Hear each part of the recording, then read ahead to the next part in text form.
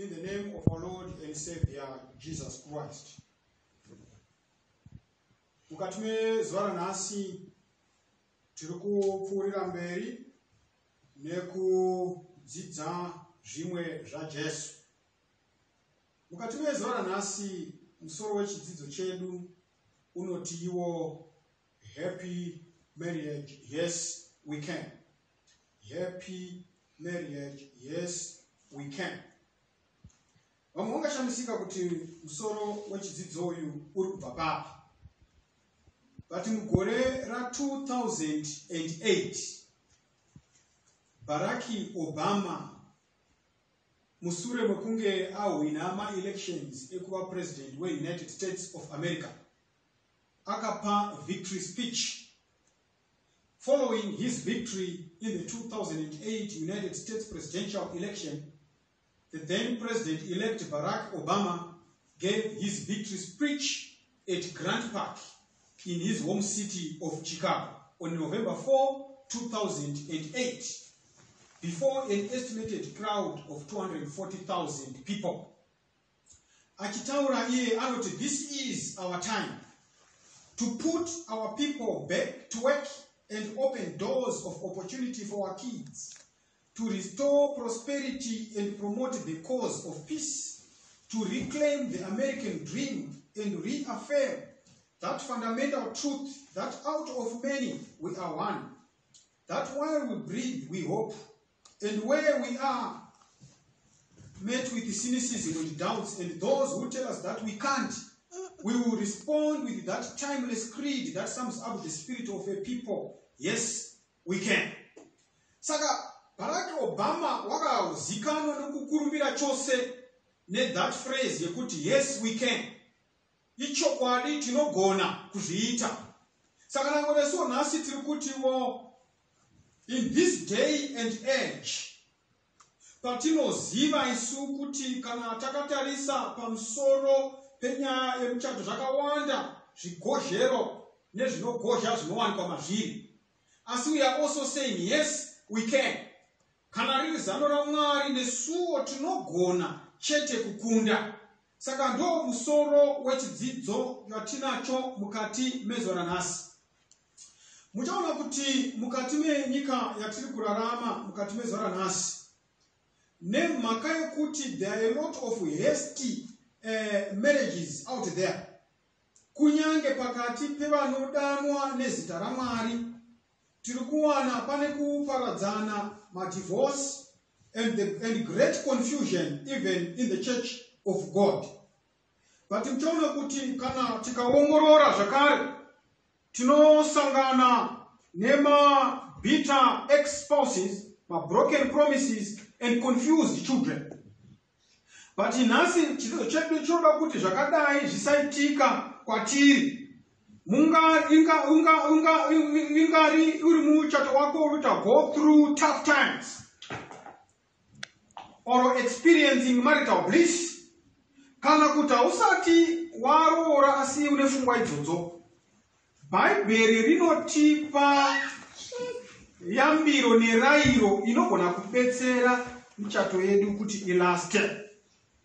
Saka muchaona kuti tiri kuda kutsvaga advice inobva kuna Mwari, iye wakasika akagadza muchato. Saka muchaona kuti unogona wakambozama zvimwe zvese, asi mubvunzo wandinawo nechikumbiro chamangwanana ano ndechekuti why not give him a chance? Today we want to pray that we give the Lord a chance to bring joy and happiness into your relationship. Saka chataura amamwe mazano mashomanana, handizvi chataura mangani, asi chataura mazano mashomanana anogona kuva dziridzo key dzekuvhura gonhi remufaro mukati memichato yedu.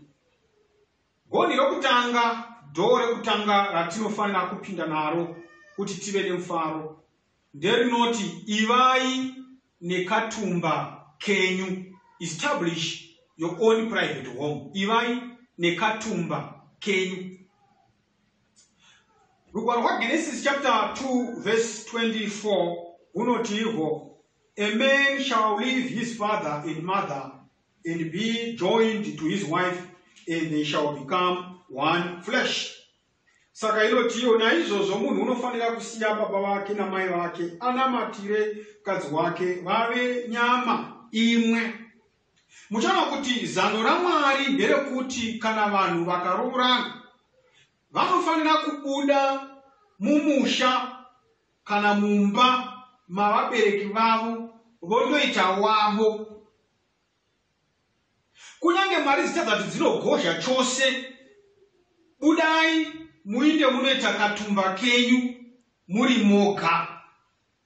So muchaona kuti baba namai vanofanira kugara pasi vofundisa nezvenyaya iyi, vobva vabuda kubva pavabereki, nokuti ndo principle yatiri kuona iri kubva pana Genesis chapter 2 verse 24. Muchaona kuti michato mizhinji inogona kuimprove ikava yakanaka if this principle were carefully followed. Saka muchaona kuti kazhinji kachona vazhinji varamba vakagara pamusha pavabereki vari pamwe chete navabereki, michato yavo hainyanyi kubudirira nokuendera mberi sezvingaita yevakasiya vakaenda vakaita chitumba chavo vari pavo pega. Mukadzoka neni kuna Genesis chapter 2 kwatiri kuverenga patiri kuudzwa kuti unofanira kusiya, mungadzokera neni pakutosikwa chako Adamu naEvha vachisikwa. Tinodiscover isusu kuti the Eden home of our first parents was prepared for them by God himself. Mwari pachake ndiye akagadzira imba yababa namai vedu vokutanga. Iye Mwari pachake unotonzi manheru korovira kofefetera waidovashanyira.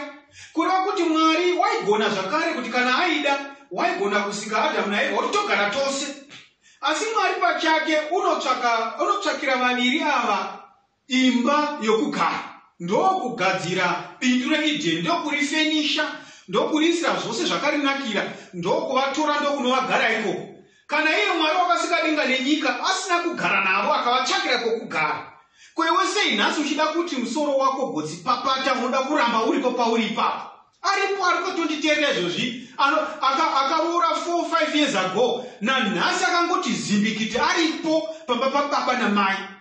Ende zvino hazvikoni kufamba mukati memuchato kana vanhu vakaramba vagere pamba pababa namai. Zvinotonetsa chete nokuti it is a biblical principle that you should live and cleave.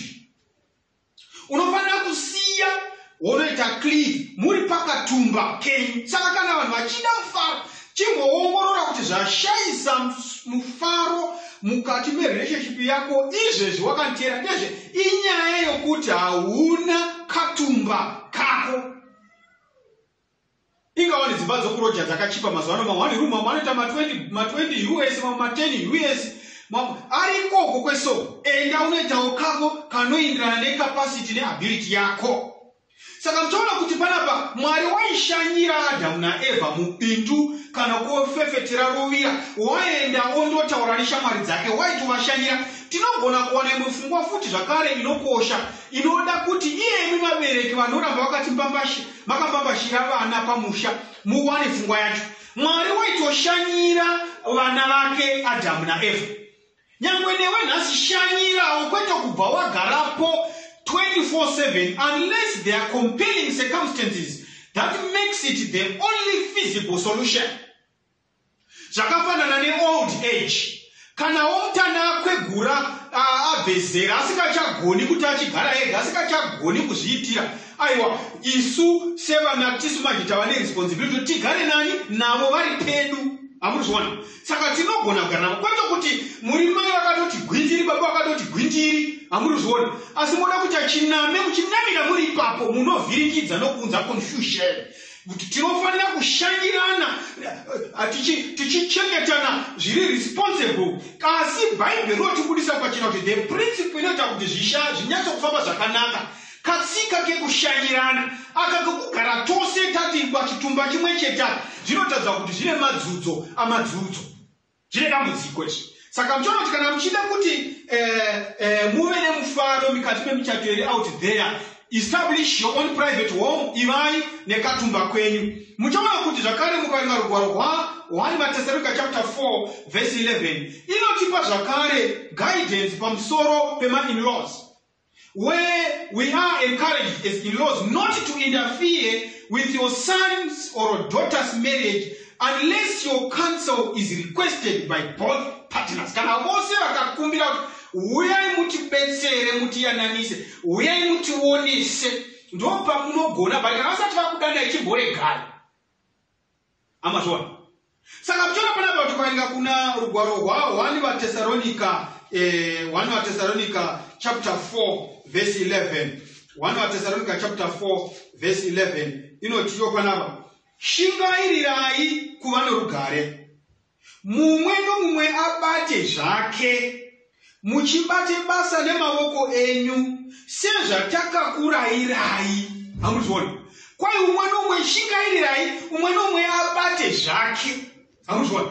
Iyo yekuti unobva wada kurembera uripo, mwana akasiroora kare, nanhasi mai makangorembera, nanhasi baba makangorembera, muripo, makaruma kunge makaruma muri ipapo. Aiwa, Bhaibheri rinototaura pachena kuti vana vanofanira kuti vachengete vabereki, asi munochengetwa wani muri ipapo pamuri penyu.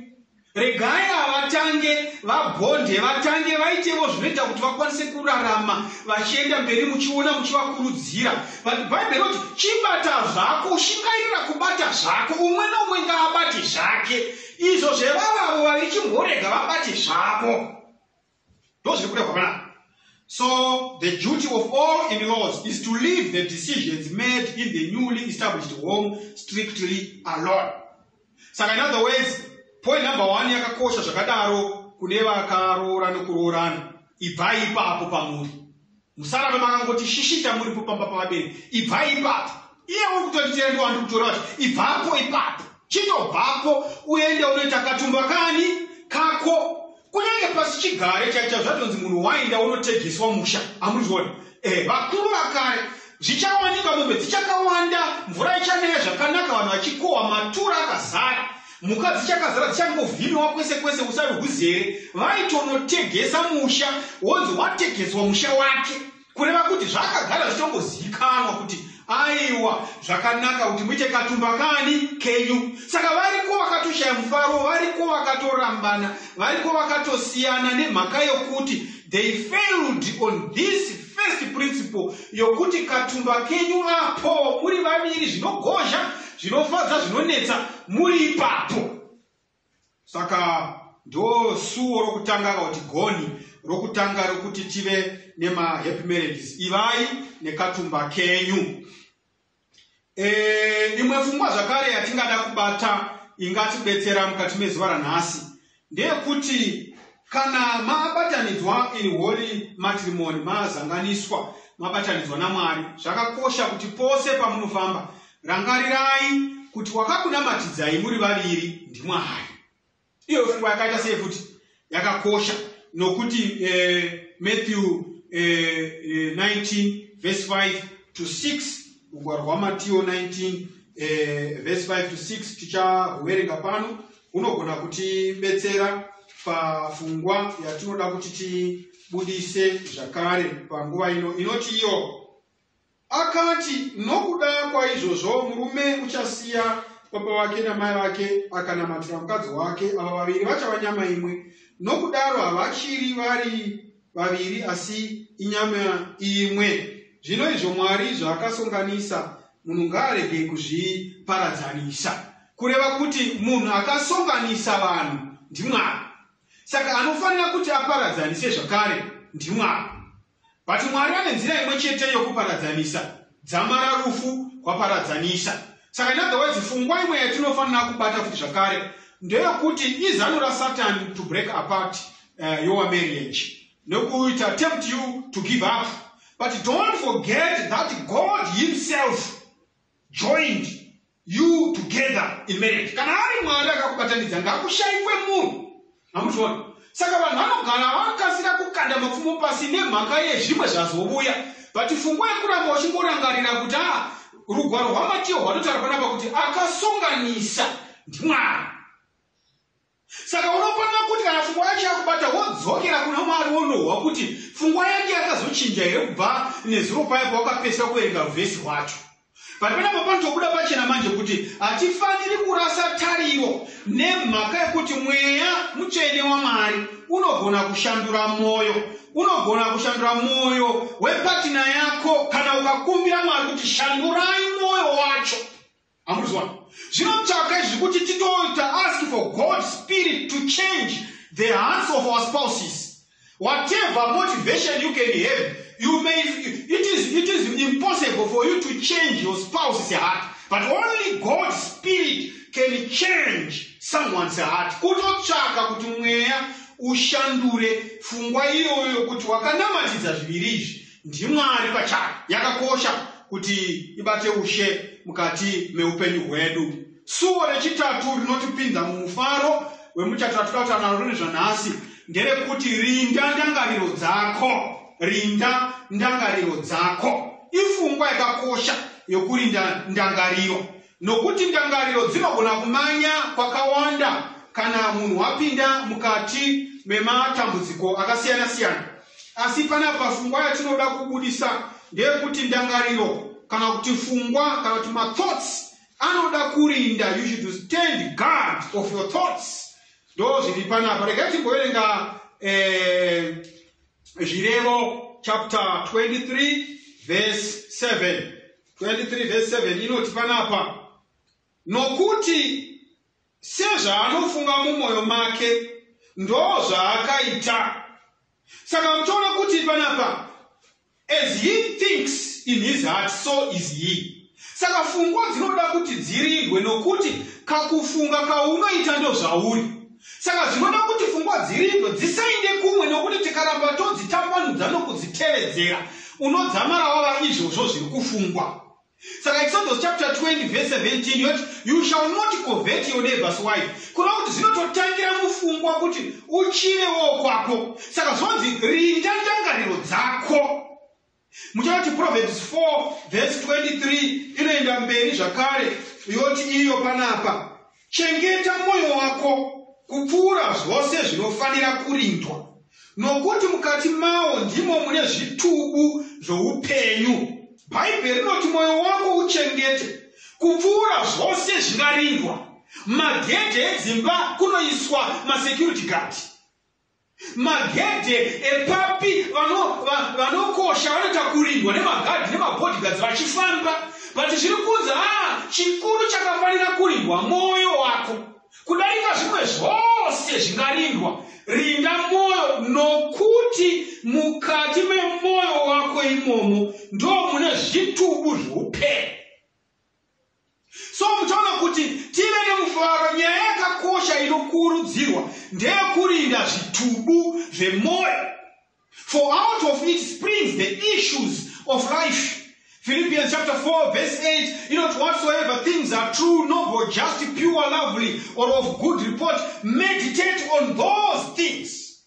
Saka zvakakosha kuti pfungwa dzirangarirwe. Nemhaka yokuti Satani unoedza vanhu nedzimwe pfungwa dzinotenderera mukati mepfungwa. Vamwe pfungwa dzaunogona kunge uchinesa ndedzekuti my marriage was a mistake. Vamwe vanoti she doesn't understand me. Vamwe vanoti I can't take much more of this. Handichagoni kuramba zvanyanya. Amutwana, ifungwa zviri kudzirinda ndangariro dzako idzodzo. Guard your thoughts. Dzinoda kutorindwa. Ukasadzirinda unogona kupinda papath of a dangerous thinking. Wotanga kufunga zvinhu zvinokwanisa kuzopedzera zvakugavhena maactions ako. The book Adventist Home inotaura pamusoro pekuti we should avoid seeing, saying, reading or hearing anything. Amuzviona, dzinosuggesta unfaithfulness. Saka muchaona kuti kana pfungwa dzikasarindwa dzakangofanana kune vakamboita mutserendende kumusha tichakura makare kare. Dzakangofanana nechinhu chawandosiya pamudenu wepamutserendende chinokunguruka chikangoenda. Saka pfungwa dzinoda kuti dzirindwe nokudzosedziwa kuti dzisaende kure. Imwe pfungwa zvakare yakakosha kuti tive nemufaro zvivewo kwatiri tigare takafara ndeyekuti usavate wakadumbigwa nekushatirwa kwati nehasha. Usavate wakadumbigwa. Variko vakadaro. Ephesians chapter 4 verse 26 inoti, do not let the sun go down on your wrath. James chapter 5 verse 16, confess your trespasses to one another. Philippians chapter 3 verse 13 inoti, ngatikanganwei zviri kumashure. So mtaona kuti kune vanhu vakatsanga mugore ra1980 nanhasi vachakangodumbirwa nehasha dzichiripo. But Bible panapa rinoti achirega kurega zuva richivira uri mukudumbirwa kwako. Saka pfungwa inounza mufaro zvakare mukati memuchando kuti usavate wakadumbirwa. Variko vanotovata achiita munhikwi chaiwo kutohwa munhikwi. Anotoita munhikwi kutodzova kutange bhuru rasvirigwa achidzova neukasha nehasha. Ipapo ndo patiri kubudisa pfungwa yekuti kana uchidawo kuti ugoti yes you can in your relationship, usavate wakadumbikwa. Nemhaka yekuti kuvata wakadumbikwa kunoita kuti ugokwanisa kuwanika wopinda pane dzimwe pfungwa dzakareba-reba dzinosvitsa vanhu mukusiyana, mumadivorce nokushaya mufaro nguva nemisi. Imwe pfungwa zvakare inokosha kuti tive nemufaro mukati medzimhuri ndeyekuti rangarira kuti Jesu ndiye nhungo nembariro yemba. Nhungo nembariro yemba. Vazhinji venyu hamuzivi chinonzi nhungo kana kuti mbariro nokuti makazokura chava chirungu makugarawo mumataundi. Kwedu kwatakakurira isu kwagutu kwaserema kwahukuku. Imba painovakwa yeukwa iya inenge ine danda rinokrosa across imba yeraundi, inokata across in diameter. Yakata across pane imwe inobva pasenda ichikwira mudenga mwakuti muchiruvi. Kone dzimwewo dzinobva futi zvakare kwaperera zidanda rerandati rinenge richikata across diameter chinosangana pachiruya. Saka ndo pane nhungo dzinonosangana nembariro kuti ukwa hugozouya gonyatsokugara. Saka ndadzoti tiri kuti mukati memarelationships edu, the center of the home is Jesus Christ. Nothing should take place. Hakuna chinofanira kutanga kukosheswa kunze kwokukosha kwekuti Jesu ndiye anofanira kuva pamoyo pemusha. Saka mtana kuti zvese zvinongori true even in your personal life. Jesus should be the centerpiece of your life. Everything should revolve around the presence of Jesus in the home. Everything should center around the presence of God in the home. As a couple, tinofanira kukoshesa nguva dzekuva pamwe pana Mwari. Hakuna chimwe chinogona kunzi ndikada kutanga nambodai so ndisati ndadai. Anototanga ndiye Jesu. Ndosaka kana munhu achimuka chokutanga kunamata usati wabata mutsvairo, usati wabata chipi nechipi, unofanira kutanga wawana a special moment with your Lord and Savior. So when it comes to times and places and issues of worship, we should make Jesus the centerpiece of the home. So to those who are going to enjoy their marriages, they make Jesus the center of their relationship.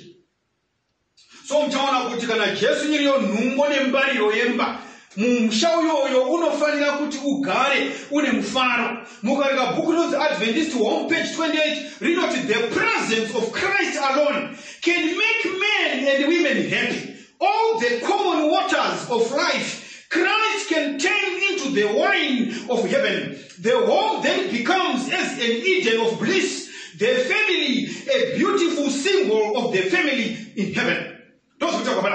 Zvikanzi kungovapo chete kwa Kristo kunoita kuti vana baba nana mai vave nemufaro. Zvikanzi mvura dzose dzoupenyu Jesu une simba rekudzishandura kuti ive waini inotapira yedenga.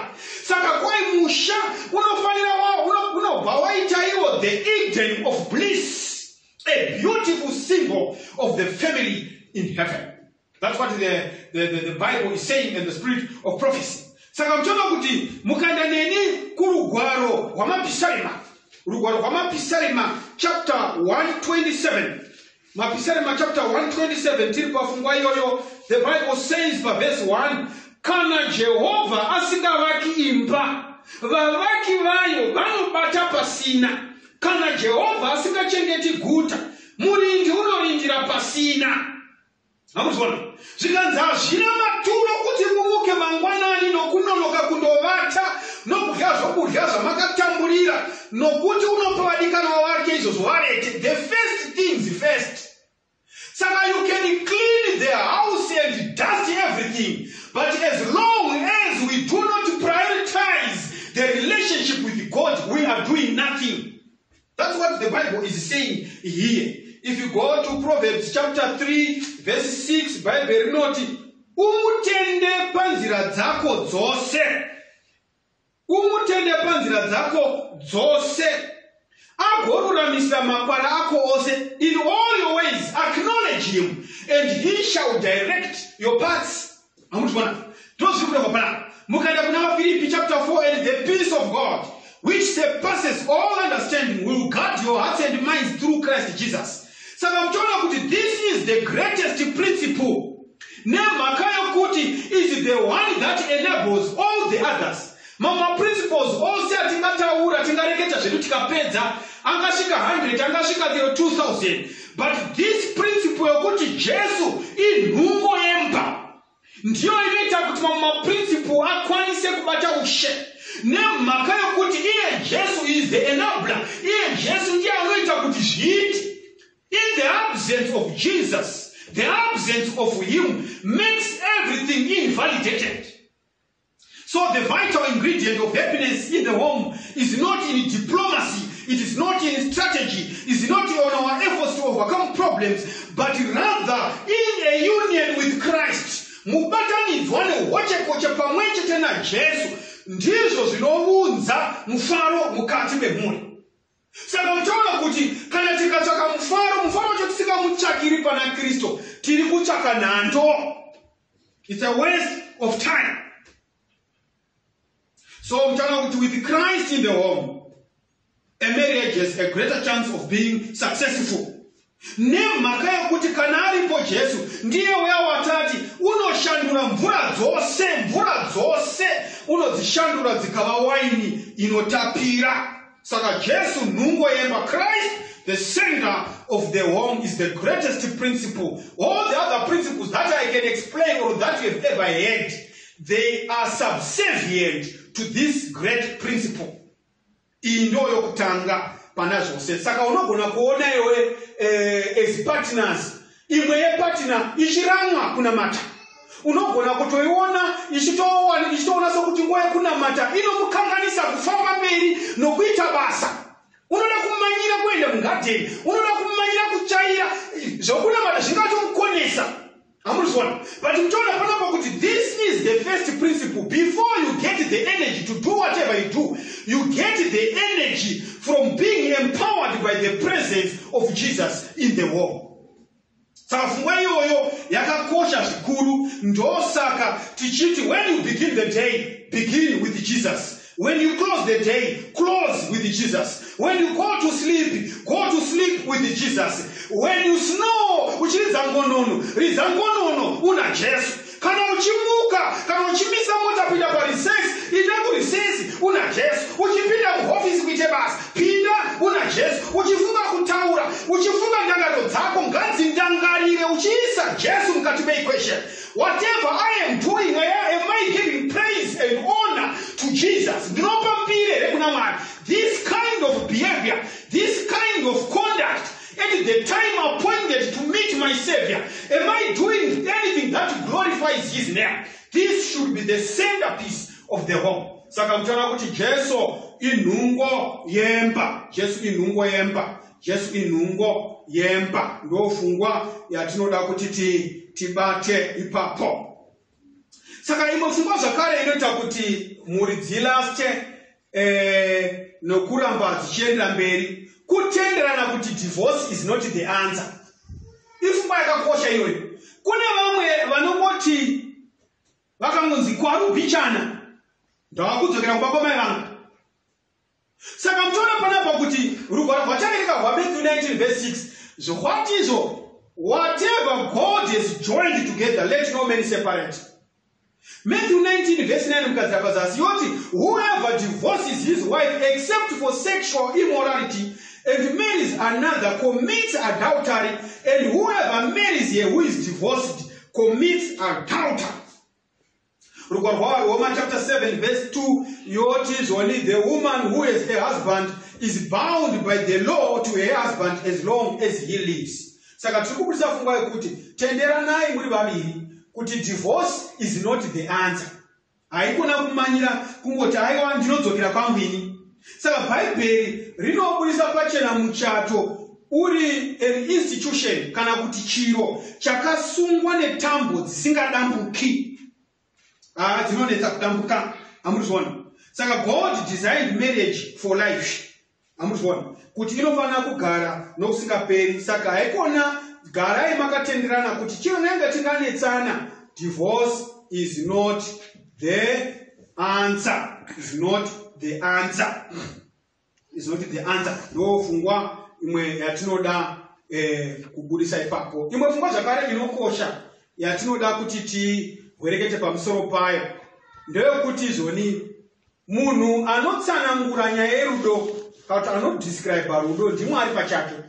Saka iwewe, your goal is to measure up to that description. Vanhu vazama kutsanangura zvinonzi rudo pachavo vakadefina ivo.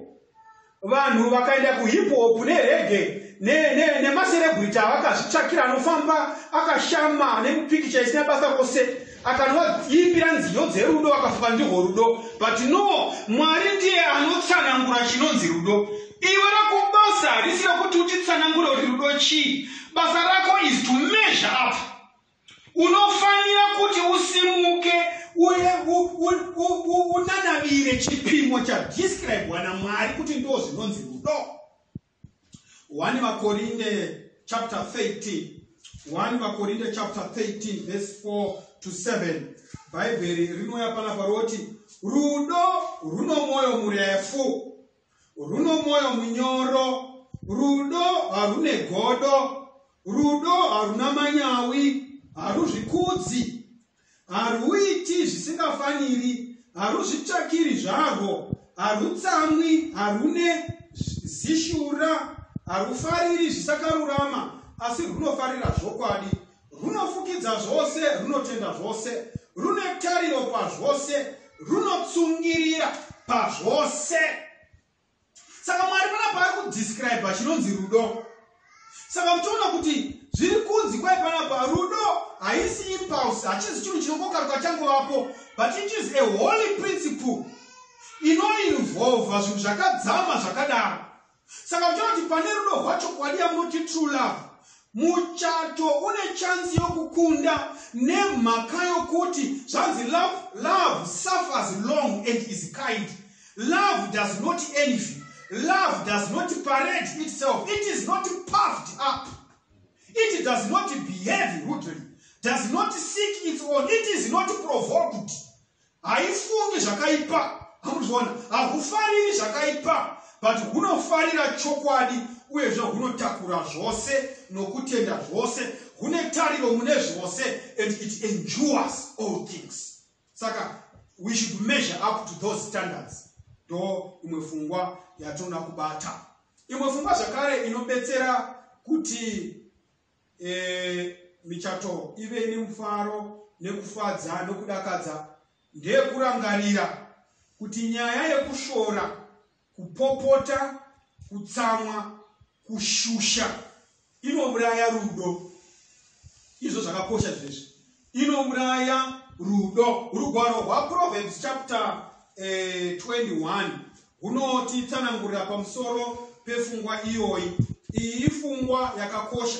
Muchatoona kuti munyika vanhu vakatogadzira zvimajokisi zvavo hopo, ndichihera, uyu ndiani, zvikagodini, zvakawanda zvavakatogadzira zvimajokisi zvavo zvavanotenderedza pamaWhatsApp vachikanda. Hamuriziona pamusoro penyaya dzokunetsa nokupopota nokushusha kwavakadzi nevarume mudzimba, kudzamara kwakutozikanwa kuti kwai vana chihera havatangiki, vana nhingi zvakagozodini, zvazara pamaWhatsApp apo patinoverenga. Asi mutaona kuti fungwa yeshoko raMwari nhasi inotobudisa mukaenda neni kuna Proverbs chapter 21 verse 19. Bhaibheri rinoti iro panapa, zviri nani kugara murenje kugara mudesert chaimo kunopisa muSahara desert, muKalahari desert. Zviri nani kugara muKalahari desert, zviri nani kugara muSahara desert, pakugara nomukadzi unokakavara nounonetsa. Ndozvutakuona Proverbs chapter 21 verse 19. Zviri nani kutogara murenje musina mvura, zviri nani kugara pasina chokudya, zviri nani kugara panopisa pane kugara nemukadzi anonetsa.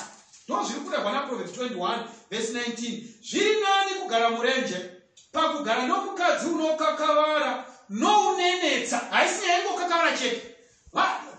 Kana kune chinhu chanetsa mukati memarelationship, vakadzi vanokakavara nokunetsa, varume vanokakavara nokunetsa.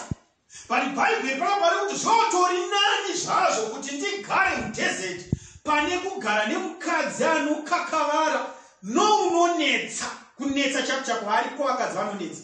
Kana muda kuona kuti variko zveshuwa ende vanonetsa zvikuru, vayahlupa siviki. Amuzviona? Saka ndozviri kuda kuona Proverbs 21 verse 19, Proverbs 27 verse 15 yobva yati iyo kudonha kusingaperi pazuva remvura zhinji nomukadzi unokakavara zvakafanana. Ukapinda mumba inovhinza, kuri kunzi kuvhinza kunenge kuchiita mvura kuya ichivhinza, ichikunaya, ichikuvhinza, uchizama kuvanga ichikuvhinzira, zvakangofanana nemukadzi anokakavara. Saka Bhaibheri panapa riri kupa a principle kuti a continual dripping on a very rainy day and a contentious woman are alike. Zvakafanana zvinhu izvozvo. Kana wakambonaiwa nemvura uri mumba denga richivhinza, that irritation is likened kune mukadzi anokakavara. Saka mutoona kuti vana mai kana kuti mudzimba dzenyu muve nemufaro, musakakavara. It is a biblical principle kuti kana murume nemukadzi masvika pakugara pasi muchionesana nokutaura, zvoita sokuti baba varambe vakasimbira vari pakati, mai chizvidzisai pasi, you capitulate to the husband. Mvase zvamareva shewe regai tiite. But vakadzi vanhasi vaninyi navaivha havachadi kuzvinzwa izvozvo, but Bhaibheri rozvipa seprinciple. Kuda kwako kuchava kumurume wako. It is a biblical principle that is in the Bible kuti nokuda kwechivi chakapinda pakati pavanhu kuti pave norugare, someone should grow taller and someone should grow shorter kana zvichinge zvapisa. Saka muchaona panapa kuti izvoni Bhaibheri riri kuti izvo pana 1 Corinthians chapter 13 verse 4, love suffers long and is kind, love does not envy, love does not parade itself. Saka muchaona panapa kuti Bhaibheri ringotibudisa pachena kuti kwanzi hatifaniri kukakavara. Husbands, love your wives and do not be bitter toward them. Imi vana baba kuri kunzi kunyange mukadzi aita chihera, do not be bitter toward them. Nokuti haiwa kutongodira parafini. Saka pari kunzi zvakadaro, chivadai musave neukasha nehasha, do not be bitter towards them. Saka fungo inobudiswa panapa ndeyekuti we should stop criticizing, nagging and finding fault in your partner. Muchaona kuti hatina kuroorana sengirosi. Saka unogona kudovona kutoti pane maleki akawanda, pane zviri kutoshota, pane zviri kushomeka pane spouse yako. Saka muchaona kuti kuramba tongocriticize hazvitongobetseri. Muchaona kuti even if we try to expect perfection hatigoni kuiwana. So sometimes we should overlook faults and hunt for the good things. Don't try to reform, control or compel your partner. Chero kazama kuzviita izvozvo hazvibudi. Only God can change people. Saka ifungwa yakakosha iyoyo kuti ibate kuti nyaya yekukakavara, criticism, nagging, zvese zvinoponda nokutsondokota nokuparadza rudo hobva hwapera kuti pepepe tu kunopera hose. Izvozvo zviri kubudisa panapa.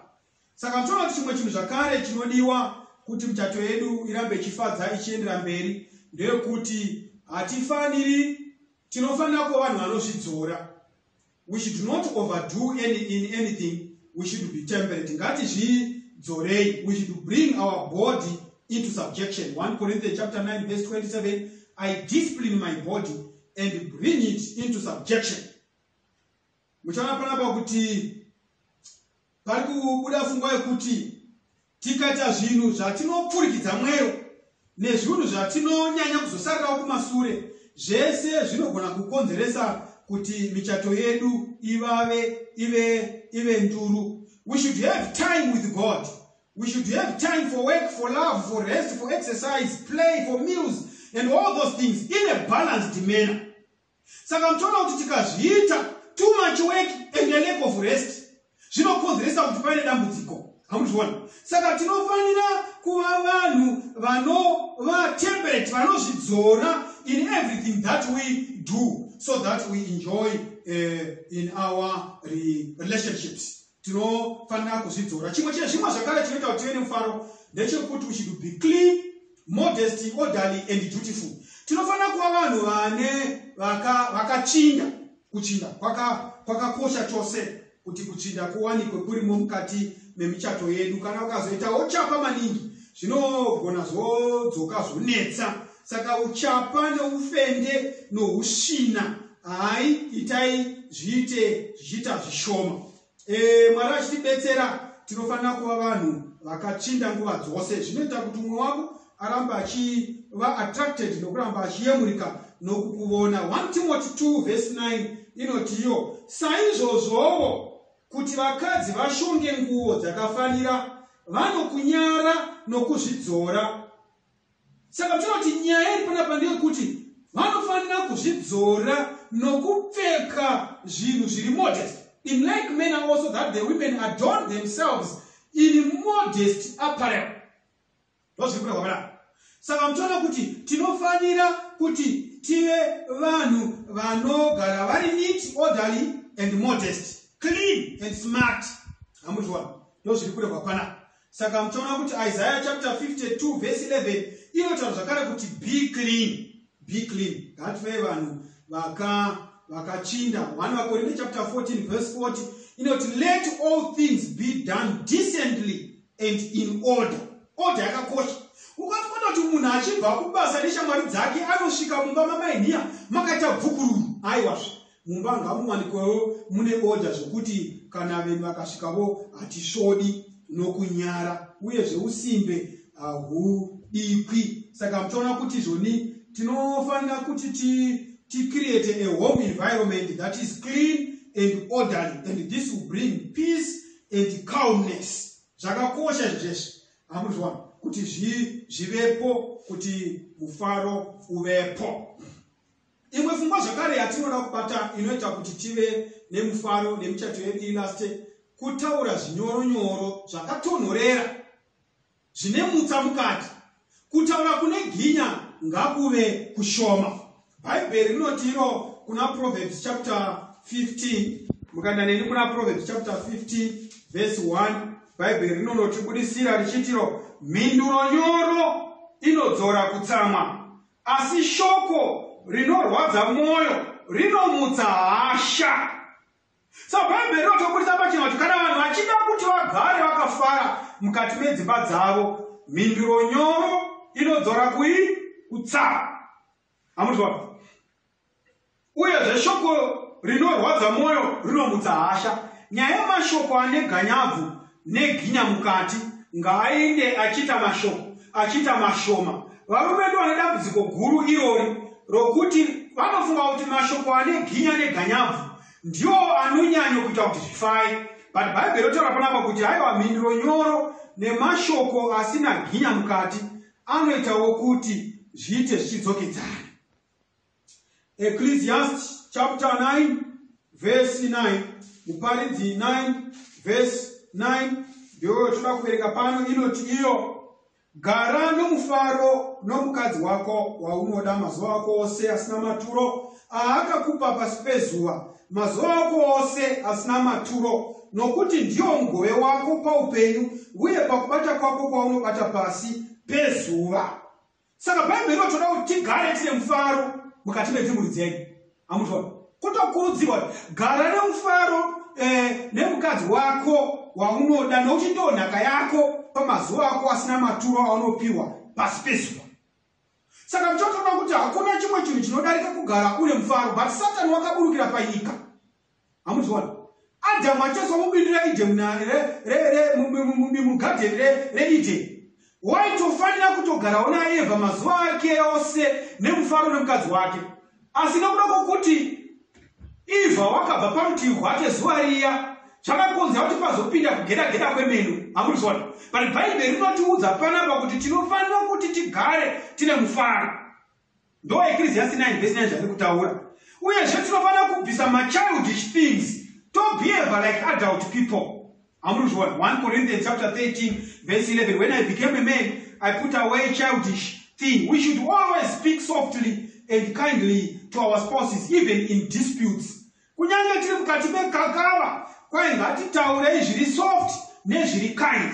Madecisions anoitwa munhu ari angry, munhu ari tired or discouraged, kazhinji kacho anoita kuti muite dambudziko ramusingazogoni kusorova. Saka muchaona kuti kazhinji kacho uridziro ndeyekuti kana wakaneta, kana uri discouraged, kana wakatsamwa, usanyanya kuda kutaura nezvazvo, chimborega kutonhorere. Kana kwatonhorera wozogona kufunga kuti ungataura uchiti kudini. Chimwe zvakare chinoita kuti tive nemufaro, kuva munhu anoita zvinhu zviri reasonable in money matters. Kana zvasvika kunyaya dzemari, we should be vanhu vari temperate mukati mekuita zvatinoita nezvedzimari.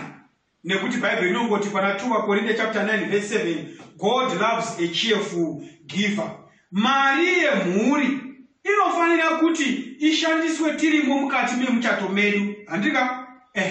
Saka muchaona kuti izvoni tinofanira kunge titori nemafamily budgets. Hamuzviona? Tikati tinofanira kuva zvakare hurudziro ndeyekuti tinofanira kuva shared kuti a common bank account. Separate bank accounts, they tend to remove the opportunity to deepen trust, which is vital for a healthy marriage. Saka chinonzi money management, it is a team effort. Both parties should be involved, but one should take ultimate responsibility. Hamuzviona? Saka mtoona kuti panapa zvakakosha zvakare pamamani matters kuti munge mune muonera pamwe chete unokuona zvimwe chete kuti zvambe zvakanaka. Muchaona kuti kuvariko vana baba vasiri responsible vanokonzeresa kuti friction idzodzi dziwande nemhaka yekuti kamupfachuriro kavanozoita kanoita kuti mhuri isare iri padambudziko guru nokushungurudzika nokushaya nourombo kuburikidza nekamushandisigo kadzinozoitwa zvikuru sei nana baba. Asi hurudziro ndeyekuti money management should be a team effort. Imwe pfungwa zvakare yatinoda kubata nezvayo inokosha ndeyekuti ngatidzidzei kutaura zvinhu zvichipera. Talk things over freely with one another. Nokuti rugwaro rwaProverbs chapter 15 verse 32, verse inoti iyo panapa verse 32, unoramba kurayirwa unoshora mweya wake, asi unoteerera kurayirwa unowana njere. Hamuzviona? Saka vanhu vanofanira kuonesana nokurayirana vari pamwe chete. Hamuzviona? Open discussion inosimbisa michato. Kunyatsokutaura chacho kwada kuchinjawo basa uchibva kuGweru uchienda kuHarare uchibva kuHarare uchienda Bulawayo. Garai pasi motaurirana muchionesana nokutenderana. When you want to purchase something expensive, chinodya mari yakawanda, tauriranai muonesane nokubvumirana. Hamuzviona? And all the other life decisions, they should involve both the husband and wife, and differing opinions should be respected. People should talk things over together to avoid many blunders that could greatly weaken the marriage relationship. Saka mtaona kuti if after much discussion and earnest prayer, opinions still differ, the wife should submit to her husband's decision, which should be motivated by his deep love for his wife and his responsibility for her well-being. Ephesians chapter 5 verse 22 to 25. Bhaibheri rinotsigirana nefungwa iyoyo kuti kana opinion dzacho dzaramba dzichingopesana, the wife should submit to her husband's decision, which should be motivated by his deep love for his wife and his responsibility for well-being. Saka tikaenda kuna Efeso chapter 5 verse 22 to 25, Bible inoti imi vakadzi muzviise pasi pavarume venyu chaivo sezvamunoita kuna She. The way we submit to God, kana Mwari vachinge vataura zvavataura, isu basa redu nderekuva obedient. Nokuti murume musoro wemukadzi, saKristu musoro wekereke, iye amene ndiye muponesi womuviri. Asi kereke sezvairi pasi paKristu, vakadzi ngavadaro pazvinhu zvose kuvarume vavo. Imi varume, paverse 25, idai vakadzi venyu Kristu sezvaakadawo kereke akazvipa nokuda kwayo. So it is a biblical injunction that wives should submit unto their own husbands. So muchaona kuti zvakakosha kuti zvive zvakadero mukati mema relationships edu. Hama dzinodikanwa mukati mezuva ranhasi. Musoro wechidzidzo wati happy marriage, yes we can. Nesuwo mumuri yako zvinogona kuitika, muri relationship yako zvinogona kuti taakuda kupinda mukati menguva yokunyengetera zvino. Bible inoti kuna Matthew chapter 26 verse 41.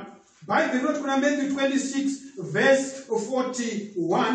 Ndoda kuti ndikuverengere pano. Rinoti iro Bible, rindai munyengetere kuti murege kupinda mukuidzwa. Mweya unoda hawo asi nyama haine simba. Saka kwanzi rindai munyengetere, murege kupinda mukuedzwa. Watch and pray lest you enter into temptation. Chanetsa nhasi kuti michato ivave, people are not praying. People are not watching unto prayer lest you enter into temptation. James chapter 5 verse 16, the Bible says, pray for one another. Mukada kuna James chapter 1 verse 5, yoti if any of you lacks wisdom, let him ask of God who gives to all liberally. Kana kuna anoshayiwa njere, ngaakumbire kuna Mwari unopa pachena tichipavhurire zvake. Hama dzinodikanwa, this is a wonderful activity that will help your marriage to succeed beyond your wildest dreams. When you pray together, when we kneel before God and ask for Him true love for one another, for forgiveness, for strength, and for wisdom, to know the solution to our problems, and God will answer our prayer. Hakuna munhu ane mafaults ake anokaruka aenda, but God will have a greater access to change our hearts and our actions if you go to Him in prayer. There is a problem that is happening right now in your relationship. You want to know zvanetsa nenguva yareba zvichinetsa, asi mukati mezuva ranhasi Mwari anoti ndiedzei muone. You want to try the Lord and you want to call unto Him into your distress. Unoda kudana kwaari mukati mekutambudzika kwako. Unoda kudana Mwari mukati merelationship yako. Unoda kudana Mwari mukati merelationship yako nevana vako. Today is the day when you can approach the throne of grace, pleading for that eternal mercy and grace, for God to come into your relationship and mend the broken features of your relationship. So help me God, I want to invite you. Pindai mukati meupenyu hwangu, pindai mukati relationship yangu, pindai mukati muchato wangu neniwo. Yes, we can be happy. Hama tinodikana kana wangu wakufunga kurambana, kana mama murufunga kuseparatana, kama muri kufunga kuti ndotama mukati medhorobha ndimbomusiya, ndiri kuti pakuva yamangwanani yamasikati ano. Let it be your prayer, just like what Obama said. Yes, we can. Yes, I can. Yes, we can be together. Yes, we can stay intact together. Yes, we can still enjoy together. Yes, we can become prosperous. If it is a prayer, so that we can pray together. We are now praying. Baba wedu kunoshamisa, murikumsura kudenga.